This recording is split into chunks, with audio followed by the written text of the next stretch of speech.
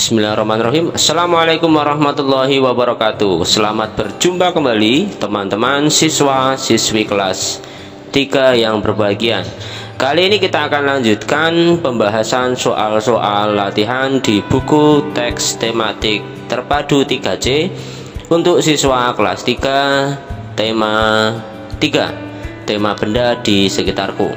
Jangan lupa berdoa sebelum belajar.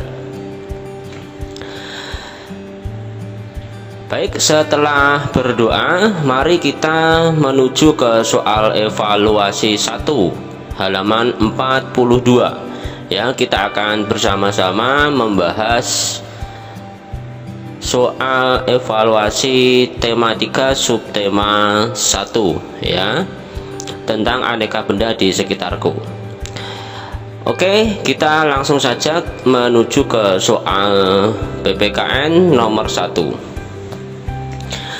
Musyawarah dilakukan untuk titik-titik. Apakah untuk berselisih dengan teman-teman, membedakan teman, atau menyelesaikan masalah bersama? Tentu saja jawabnya adalah yang C ya. Musyawarah dilakukan untuk menyelesaikan masalah bersama ya. Karena di dalam musyawarah itu semua anggota musyawarah atau semua peserta musyawarah saling mengemukakan pendapat atau melontarkan usulan, kemudian dicari kesepakatan atau mufakat, kemudian diputuskan oleh pemimpin musyawarah untuk dilaksanakan bersama-sama. Lanjut ke yang nomor 2. Dalam bermusyawarah kita hendaknya titik-titik.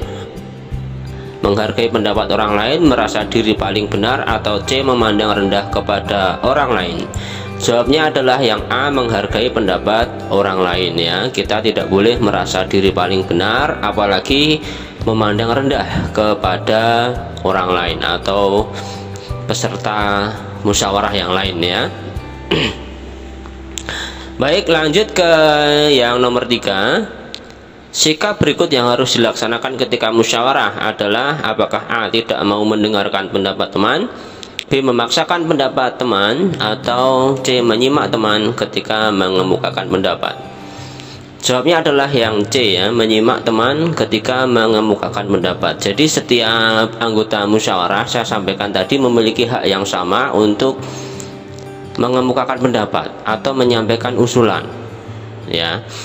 Nah, siapa yang berhak untuk menghentikan pembicaraan ya, ketika misalnya ada seseorang yang usul dia itu terlalu lama bicara ya,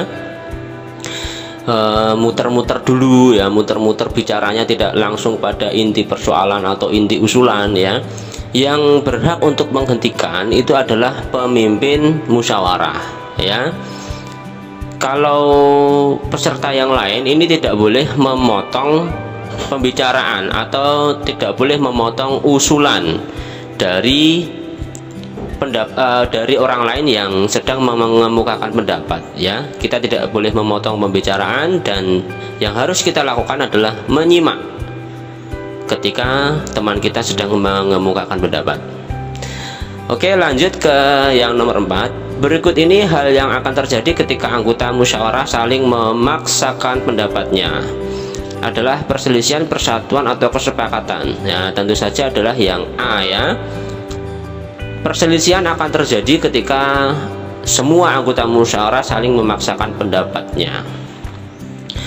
Lanjut ke yang nomor 5. Hasil keputusan musyawarah harus dilaksanakan oleh semua anggota ya, baik yang hadir dalam musyawarah atau yang kebetulan tidak hadir dalam musyawarah. Kalau itu sudah diputuskan ya oleh musyawarah, maka semua harus patuh ya, semua harus mengikuti keputusan musyawarah dan melaksanakannya dengan penuh tanggung jawab.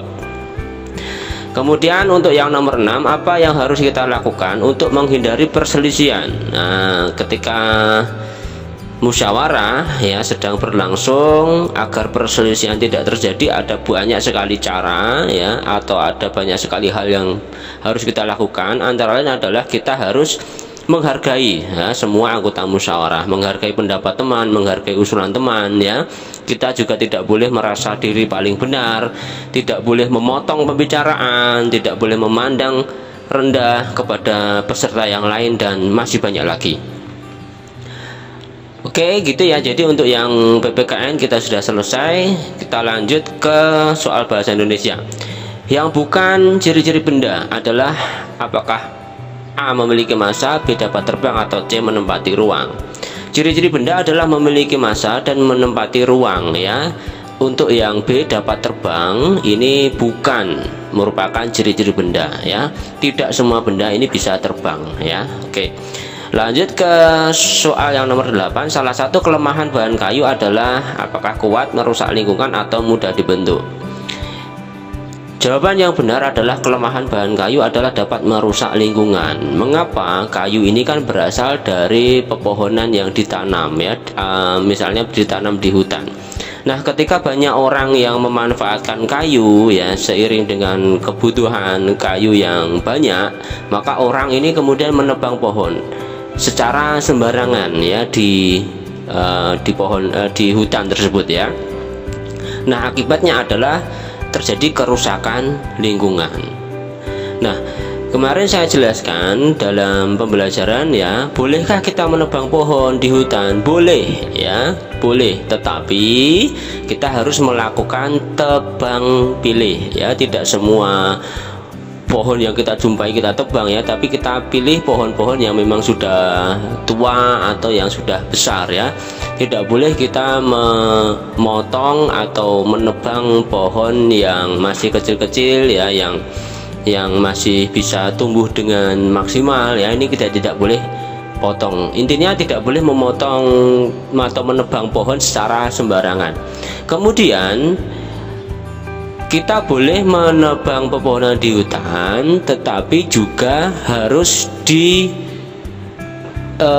dibarengi atau dilakukan penanaman hutan, penanaman pohon kembali ya, atau reboisasi ya. Setelah menebang pohon kita harus menggantinya ya, kita harus mengganti pohon yang kita tebang tersebut, kita dengan menanam bibit pohon yang baru ya, gitu.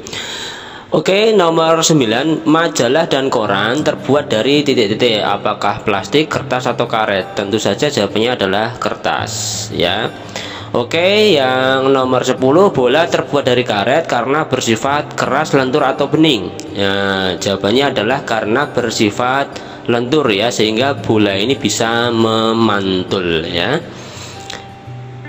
Lanjut ke soal nomor 11. Besi dijadikan bahan untuk membuat rel kereta api karena besi ini sangat kuat ya, tidak mudah bengkok juga ya. Ini adalah bahan besi atau baja ya. Kemudian untuk yang nomor 12, manakah yang lebih tahan lama, lemari yang terbuat dari plastik atau dari kayu? Mengapa? Nah, kemarin dalam diskusi yang kita lakukan ya, ada siswa-siswi yang menjawab lemari dari plastik itu lebih tahan lama ya daripada lemari dari kayu.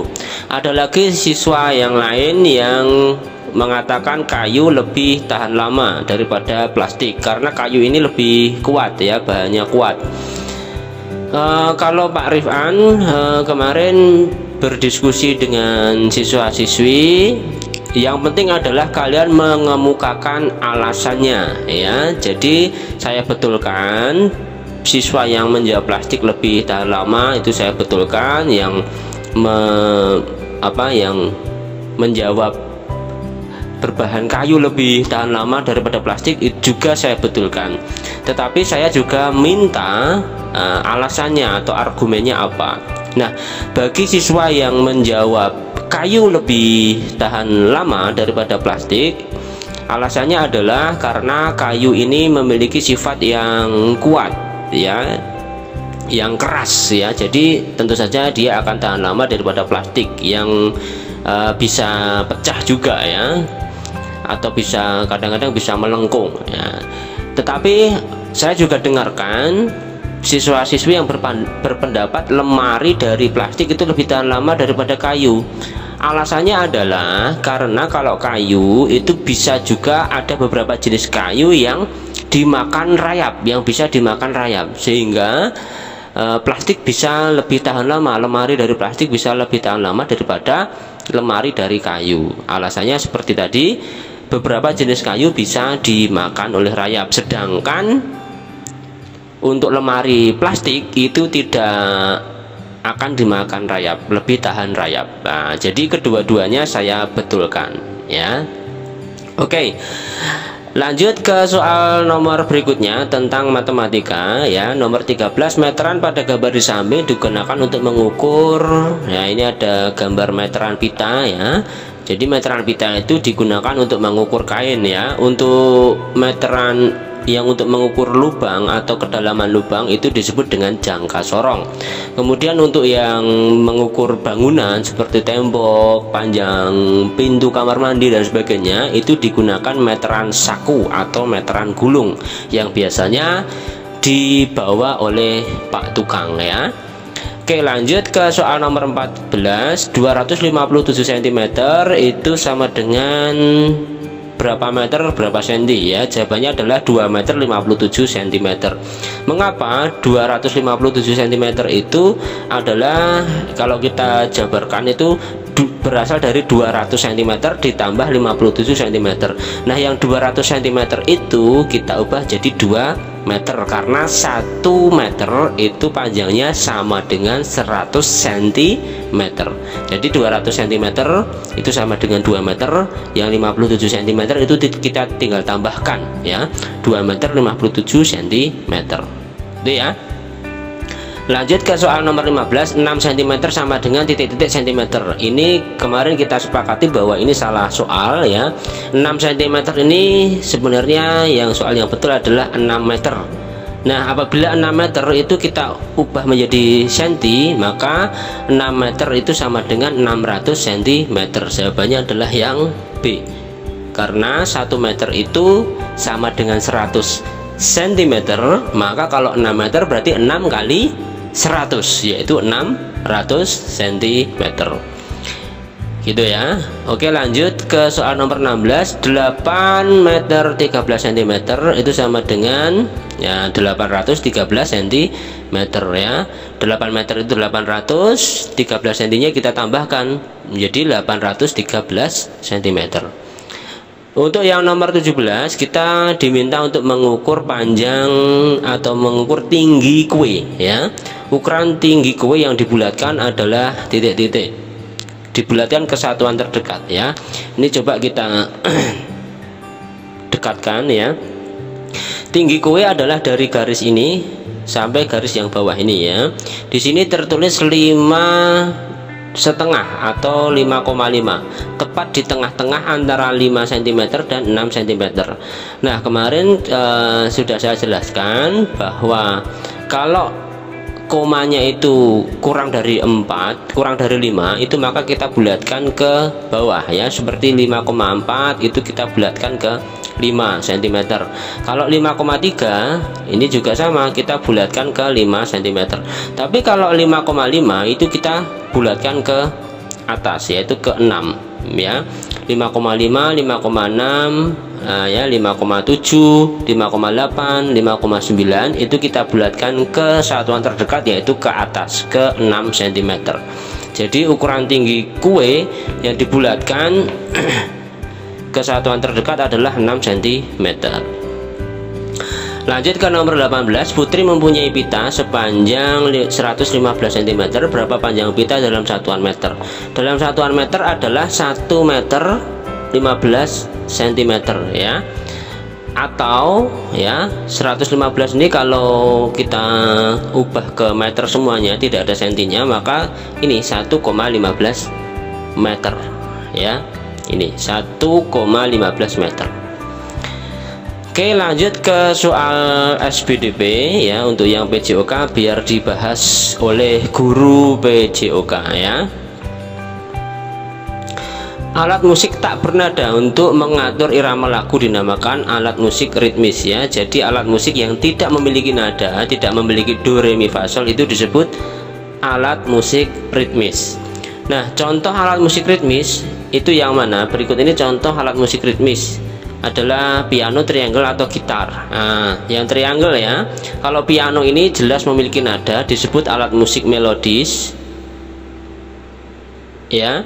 Kemudian gitar juga memiliki nada. Ini disebut alat musik melodis. Ya. Kemudian lanjut ke nomor 27, semakin banyak air yang diisikan ke dalam botol, maka nada yang dihasilkan semakin rendah, tinggi atau melengking. Semakin rendah ya. Jadi botol misalnya kita punya botol bekas kecap atau bekas sirup ya. Kalau kita belum isi dengan air, maka kalau kita pukul itu akan nadanya tinggi, ting ting ting ya. Tetapi kalau sudah kita isi air ya, semakin banyak air yang mengisinya, maka nadanya yang dihasilkan akan semakin rendah sampai pada tik tik tik gitu saja ya. Lanjut ke nomor 28, botol bekas yang diisi pasir dapat berfungsi sebagai alat musik, apakah triangle, drum atau maracas? Jawabannya adalah yang maracas ya. Maracas itu bentuknya seperti ini. Nah ini ya, seperti bola ya. Nah ini kemudian pegangannya. Nah ini bisa diisi dengan pasir, atau kalau kita buat maracas dengan bahan yang lain, misalnya kita isi dengan beras ya, atau biji-bijian ya itu. Lanjut, lirik lagu tak mudah ku lupakan, tak mudah bercerai. Nah ini merupakan bagian dari lagu Desaku ya, desaku yang ku cinta. Nah ini ya. Lanjut ke nomor 30, sebutkan contoh alat musik ritmis yang dapat kamu ciptakan sendiri. Nah ini yang pertama adalah maracas ya. Kita tadi bisa mengisi botol dengan pasir atau dengan beras atau dengan biji-bijian ya. Kemudian alat musik yang dapat kita ciptakan sendiri yang lain misalnya adalah drum ya. Kita bisa pakai ember ya, ember bekas yang sudah tidak terpakai gitu, kita bisa gunakan sebagai drum. Atau kita juga bisa membuat alat musik simbal misalnya ya. Simbal itu misalnya yang gampang ini kita misalnya pakai lempengan besi ya, atau seng gitu ya. Atau bisa juga kita gunakan tutup panci ya, kita pakai sebagai simbal. Nah ini baik, demikian teman-teman siswa-siswi kelas 3 pembahasan kita pada soal evaluasi 1 halaman 42. Mudah-mudahan bermanfaat. Jangan lupa berdoa setelah selesai belajar. Sampai jumpa. Assalamualaikum warahmatullahi wabarakatuh.